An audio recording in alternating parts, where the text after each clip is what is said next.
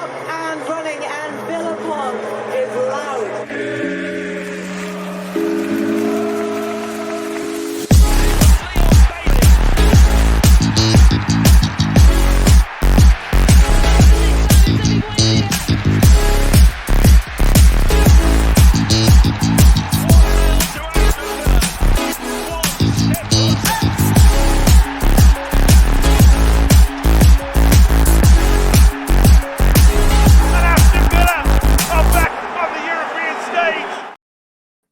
Hello and welcome to the Villa Park podcast. It's me, Rich, and I'm back with our famous football data analyst, Gareth. We were just talking backstage, Gareth. We just wanted to let the dust settle after Saturday's debacle to come back and maybe review what went wrong essentially on Saturday, and then also maybe talk around how we're going to cope with Mings and obviously Buendia's injury, and then what we need to do kind of to, I guess, to put that to bed and kind of kickstart the season again. But yeah, loads to cover. But first of all, yeah, how are you feeling after the dust has settled on Saturday's performance? Yeah. I mean, it's one of them things. It's like we were saying, that and old St James's Park and Old Trafford. We don't ever sort of tend to expect a great deal, but this time we felt a bit different going into the game. You felt a little bit like there was something about us, especially after we played them in pre-season. We sort of competed very well. We played well in that game, and it was just quite disappointing. It was a real letdown, really, wasn't it? And it was sort of a bit of a shock, really, almost. Yeah, well, me being up from Newcastle, I'm always quite humble going into these games because I know what our record is like at St James's Park, as you've mentioned there. But even I was kind of, maybe we could get a good result, a high scoring draw, something like that. But obviously it wasn't to be. And I guess we'll get into it more. But what really disappointed me was just the way that we crumbled, like in terms of the character of the team and the character of the players. And we almost got kind of bullied into submission by the likes of Joe Linton, the likes of Trippier. And I thought we had more character than that in our team. And that's what really, really disappointed me. Yeah, I mean, I saw a lot of people sort of pre-Tonali signing, not just Newcastle fans, but quite a few people saying, "Oh, he won't suit Newcastle. He doesn't look like he particularly wants to be there." Well, after those few minutes, the game we saw on Saturday, I think it's pretty obvious that he wants to be there. One of the standout performers, really. And yeah, like you say, we were bullied into it. We just sort of didn't sort of cope with anything that they managed to throw at us. We lacked composure. On and off the ball. Organisation seemed to go. I think the injury to Mings was massive. I think it really did affect people. But you, as professional footballers, you've got to get on with it. Yeah, exactly, mate. Exactly. Well, look, we'll get into it. We've got our usual kind of visuals that you provide in terms of the analysis, and then some specific stills and images that you wanted to throw up. And I'm sure most people will kind of know what we're going to be talking about. That dreaded high line, that we need to discuss. But first of all, we are so close to 2,300 subscribers. I think we're like 18 away. So you'd be doing us a huge favor if you like the video to help spread the word of the channel, but also subscribe if you're new to the channel. So please do hit that like button and hit that subscribe button if you are new. So yeah, you split up this in terms of the passing networks into kind of first minute to 31st minute and 31st to 64th minute, which we'll come to in a second. But I guess what are you kind of seeing here from the kind of first to 31st minute options?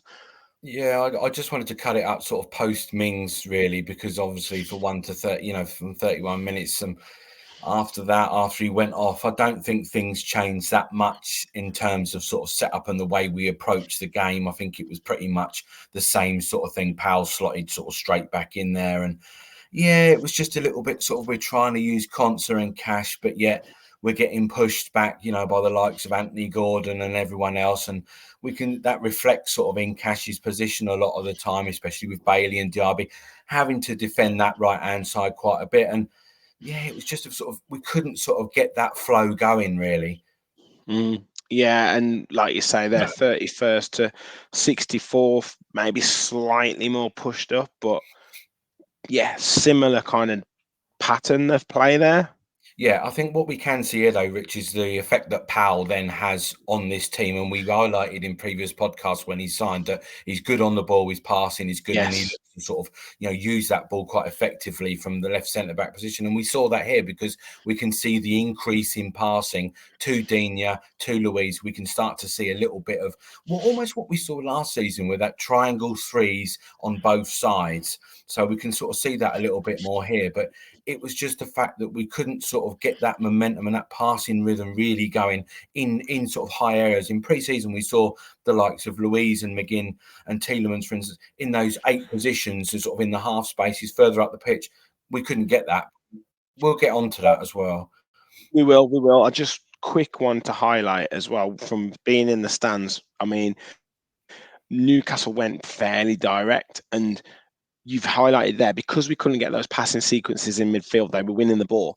They were hitting the ball forward very quickly. And if this positional kind of shape is anything to go by, both in first to 31st and 31st to 64th, the gaps in between the defence and when we lost the ball, it was a turnover because they were going so direct. That's where we were getting absolutely slaughtered. Yeah. You've nailed it. Yeah, it's exactly that. But also when we've lost the ball, we can't sort of get up the pitch quicker and find those passes into those areas where we were so effective in pre-season. Yeah.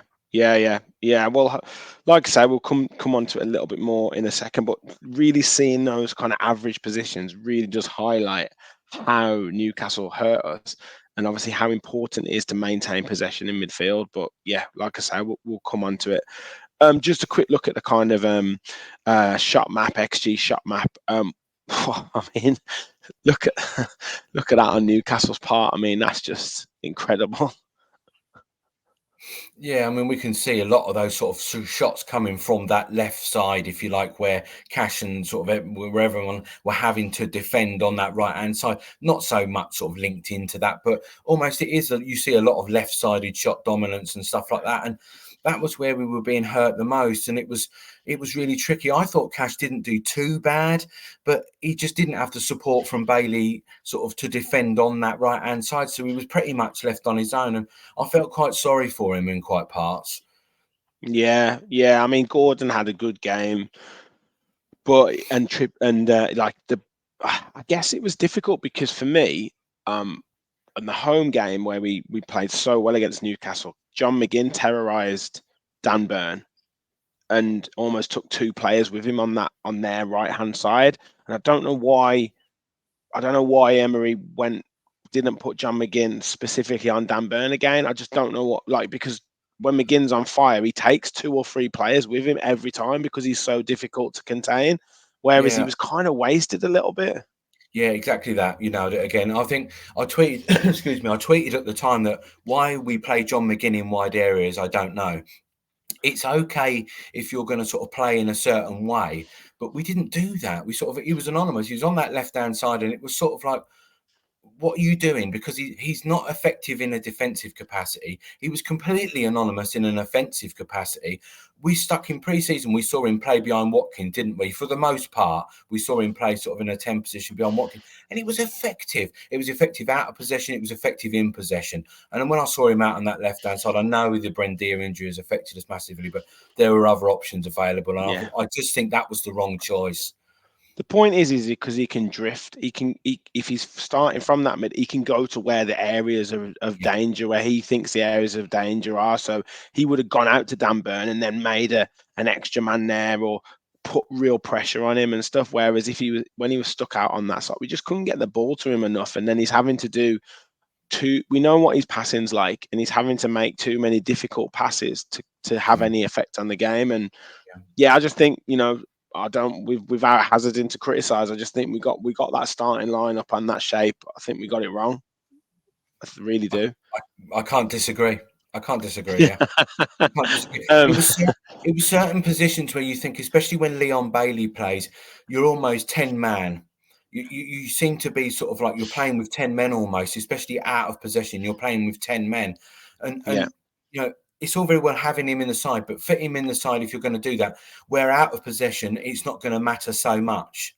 So playing beyond, if that's what you want to do, it's not right, but playing beyond, but you've got to have your best players in certain positions that are going to affect games in the two phases of the game. 100%, mate. 100% agree. Very quick look at the timeline.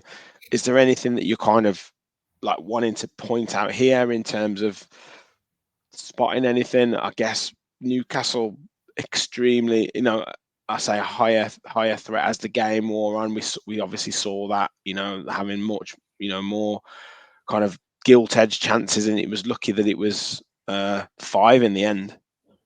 Yeah, I mean, I don't really want to say anything about that. If I'm honest, it's just the fact I don't think I cannot. And I'm sure people will correct me, but to concede 4.3 expected goals, I'm not even sure we conceded that in the whole of last season. I'm sure we must have done sort of near on at some point. But to start the first week of the season off conceding 4.3 expected goals, and then Newcastle to exceed that by scoring the 5 goals, it's just horrendous. Yeah.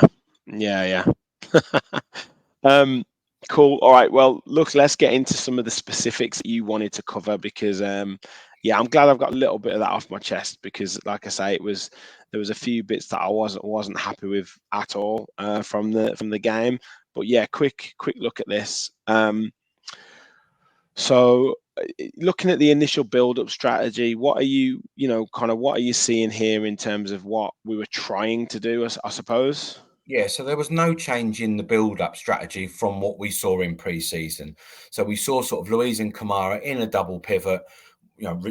Basically Louise looking to receive the ball, or Martinez to Mings to Digne, etc., etc. We look to because that is our strongest side, the left side. Even with Moreno out the side and Digne in it, it is still our strongest side that we tend to play out of. But it was just a case of, I think we'll see it in the next couple of sides, where the way Newcastle changed the way that they were going to sit so that Villa could then not play out from the back effectively enough. Yeah, let's have a look. So there, you were talking about the Newcastle press. We're seeing here. I mean, it helps when they've got speedy players like Almiron. Obviously Tonali was quite tenacious. Joe Linton just gets about the pitch so well. But yeah, like you say, the press here, it really kind of got us under pressure. Yeah, Joe Linton and especially Tonali, I thought out of possession were really effective for Newcastle. We can also notice that Guimaraes, Bruno, he's not even in this shot because he's sitting off. He can afford to do that because he's got the rest of the front five just pressing. And even with Trippier sort of coming up there, they know that if they can win that ball high, they're in business. And this is a sort of a bit of a pretext really to the next slide, Rich. If you want to just bring up that. Yeah, of course. Yeah. This is almost before. So I think this is just a few seconds before that previous slide.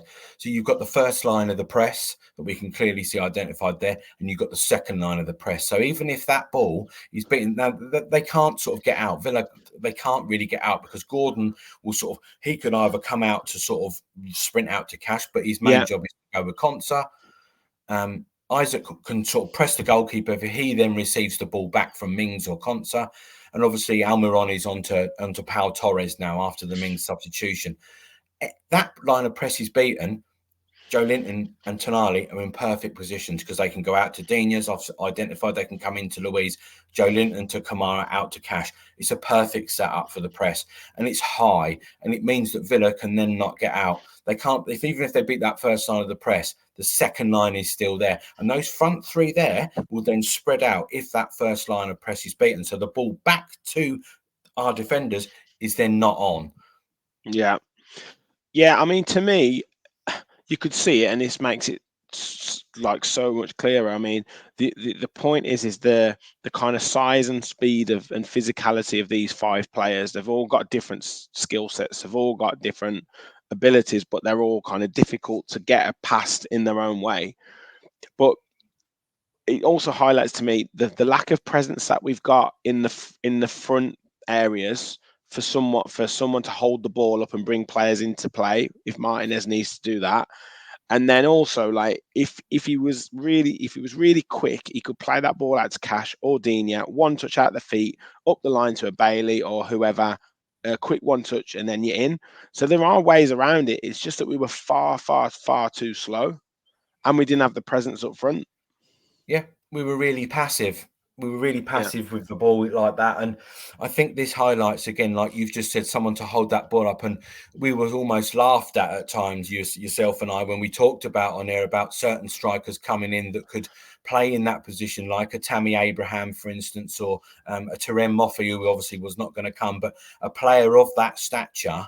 And we were sort of almost like, well, people, we don't need that. We've got Ollie Watkins, but you need someone to play in that thing. And I think that's where John McGinn would have been better positioned for this game. We saw it in pre-season. You play the ball into him, sticks that bum out of his, holds onto the ball, and you've got that sort of, he can do that job. He can do that job. And so that's kind of what we were missing. But yeah, there are ways around it. But I thought the first couple of minutes we played around it quite well. But then this is after the Mings substitution. And Newcastle got wise to it and they changed. They put they come very, very narrow in that first line of the press. And we couldn't adapt to that. Yeah. Well, look, it's frustrating. You talked here about creating the space. What were you kind of highlighting here? I mean, I think you're showing it quite a lot in terms of the runs, but yeah, talk to me about kind of that, what you were looking at. This goes back to what I was just saying about in pre-season. Remember, we had the 2-8s, McGinn and Louise, pushing up higher into these sorts of spaces where those red arrows from McGinn and Tielemans are looking to get them alongside. I know you're going to cry, but spread that across that line. Look how narrow that Newcastle back four are. Spread the line. Get Dina out on the left-hand side, Cashy up on the right-hand side. You've got defensive insurance in Kamara there. Newcastle are in a mid-block. You've got that patience that you can do this. But everything was too narrow. We almost sort of played into their hands quite a bit, and we're reluctant to commit numbers forward. Diaby's too narrow, so it's just these little things. Yeah. Well, I think also as well, I think this was the time when we maybe been playing three at the back. So, I mean, Cash and Dina could have afforded to get wider and get forward more. I mean, that was the whole intention of the play, and it just ended up being like we've done previous times at Newcastle, quite a bit of possession, but it was just all in front of them. And even when the fullbacks did get forward, which was really disappointing, they never went that extra 10 meters to get to the byline. They always just cut back and then went back across. And it's just, that's not how you're going to hurt Newcastle. No, I think we saw 2 Digne crosses from the byline in the whole of the game. He was crossing sort of like from just this edge of this 18-yard box almost, and it was just not dangerous enough. We didn't have any box threat or anything. Diaby wasn't in the game offensively, and it was just tricky. Yeah. So yeah, I think you talked here, no pressure up top and no high line. I think that's potentially a recipe for disaster. What are you kind of highlighting here? Yeah, I mean, I'm fed up to the back teeth of talking about this, to be honest, but every time it comes to my attention that certain things are not being done for this to be effective enough. If you want to play a high line like Liverpool used to, you've got to press high. You have to press high, because otherwise you're just going to let people like Mahrez, look at that ball in there. This is basic stuff. That ball is going to go straight over the top there to Almiron. It's so basic, and and there's no pressure on the ball. Look at the 2 players we've got. What's going on? Step up that midfield, or push up, do something, or drop off. You've got to do one or the other. Yeah, exactly. And it just makes it, I mean, particularly against a team like Newcastle, and they don't need any second invitation to get the ball forward. It's just, and they've got so much pace. It was just a complete recipe for disaster. But I mean, how are we not seeing that? How are we not putting the pressure on? Like, what do you think was going through the players' heads there? I don't know. I mean, you've got analysts up in the stand that will be watching. Will have a better view than what Emery and his coaching staff will have. Why are they not telling him? For instance, maybe they were. I don't know. I'm not pinning blame on anyone, but it's just such a shock to me how it was so well sort of. I know in pre-season I said on Twitter, on the game, I'll die on this hill. It's got to work. You've got to put the effort in if it's going to work, because this is risky business. That's why many teams don't play a high line. They'd rather drop off. We've got pace at the back, so we don't. There's not really a great necessity to do it. Yeah. I think this one again just highlights that fact again. Obviously, Guimaraes playing the longer ball through to Almiron, and then we're all at sea here. He's got time to pick his pass, and yeah. I think that just highlights your point, mate, again, doesn't it? Exactly. I mean, the screenshot we saw before this was exactly about 10 seconds before Bruno made this pass. And I could see it coming. I'd ready in my head to screenshot it because you could just see what was happening. You knew what was going to go on. Dina's obviously dropped off. So he's onside. He's played him onside for a start. If you're going to play a high line, at least stay in line together. Everyone else has. But he's Yeah, tended to drop off because he's worried about the pace. So you've got to have it one way or the other. For me, it's not all. This is not mainly a defensive problem. It's offensive. You've got to put pressure on the ball higher up the pitch. For me, and make them play a 40-yard pass rather than a 25-yard. You know, with the ability that they've got on the ball, it's silly. yeah, agreed, mate. Totally agree. Look, wonderful analysis as always there, mate. And highlighting so many of the issues that we saw. How do we put that right? Like, is it time, like you said there, about pressing higher up the pitch, which seems to be one solution? How else do we kind of get over this? And if this is a tactic that we're going to employ to kind of help push on throughout the season, and particularly with Tyrone Mings injured, who's such a big player for us. Yeah, in my opinion, just pick and choose the games where you're going to do it. Don't do it every game. I mean, a lot of teams now have got pace up front, so you've got to be wary of that. I mean, I think if an opposition play with wider forwards, you stand more of a chance. I think, because you can drop off a little bit quicker than that. But you've got to put pressure on the ball up the top. That is, for me, that is the main thing. You've got to push everyone up. Don't push up past the halfway line so you're playing everyone. Just be a bit more pre-season. Yeah. We wish we could rewind, or wish like this was the first game coming up against Everton. But we'll come on to that for one last question in a second. But before that, obviously Nicolo Zaniolo's being apparently is going to be done today. He seems like a bit of a bigger presence in that attack forward area, sort of central area. But again, what was so evident to me, mate, and we've been saying this for years at Villa. Where is this big dominant central midfielder? Like, to get us to the top echelons of the Premier League, we need this player in central midfield who can put their foot on the ball, who can be a bit nasty, who can like cope with the physicality of that midfield. A Joe Linton type player who just dominates midfield. When are we going to see that at Villa? Because we're never going to get into that top area of the league, in my opinion, if we don't get someone like that. Yeah, I mean, Zaniolo is one of those sort of players who will make that ball stick behind Ollie Watkins in the 10. I think, we're talking about Digne going today. So I think that's going to be another. We could see some issue if he departs. What position does that? They have to have an option for that as well. And I think what you're really talking about is a Dendoncker plus 10, aren't you? Yeah. I thought a Dendoncker with a bit more pace. Yeah, that's what you need. But I think midfield, those two, Kamara and Luiz, can cope. I think Kamara just needs to sort of find his fitness a little bit more, and I think he'll be okay. The trouble with Luiz is our playmaking central midfielder, isn't he? You wouldn't call him a DM or anything like Kamara is. No. So, yeah, you're right in that aspect. The other option is to play McGinn in there. Maybe that's sort of a little bit enforced. And I think with Zaniolo coming in, we might see that happen. But we can't get away from the fact that injuries have killed us.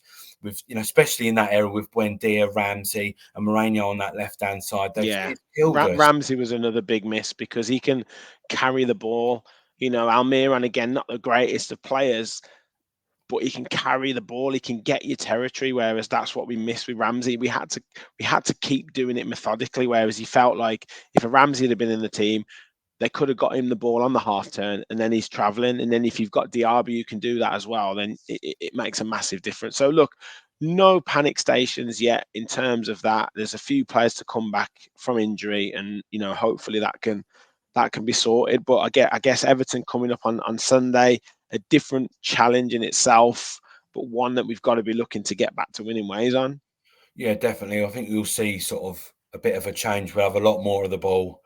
We had a fair bit against Newcastle, didn't we? Let's be fair, but I think at home at Villa Park, we'll have a lot more of the ball, and I think we should be okay. And like I say, no panic stations for me either. But I think against Everton, we should be looking to win the game, shouldn't we? Easy. Absolutely, mate. Absolutely. Look, phenomenal analysis, and we tried to pick the bones out of what was a nightmare opening day, but hopefully we get back to it on Sunday. I know you took a bit of bit of flack on Twitter, mate, and it's not good. Like, you're coming at it as a Villa fan and from an analysis point of view. Like, I don't know why people kind of can't see that you're making an analytical point, but also as a supporter. But again, like, you know, where can people find you on Twitter? But please, guys, you know, Gareth's putting his own time into kind of, you know, giving us this analysis and giving his views on what's happening in the game. And if you can't take it as objective fact, then like just don't say anything, essentially. But yeah, where can people find you, mate? Yeah, you can find me at that great AJC. Perfect. Look, mate, phenomenal stuff again. We'll be back next week, hopefully after a victory.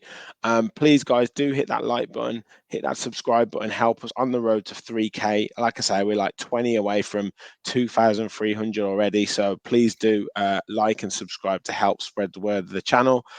Thank you for watching. Please, hopefully we get the result on Sunday, but as always, remember, we all follow the Villa. Thanks, everyone.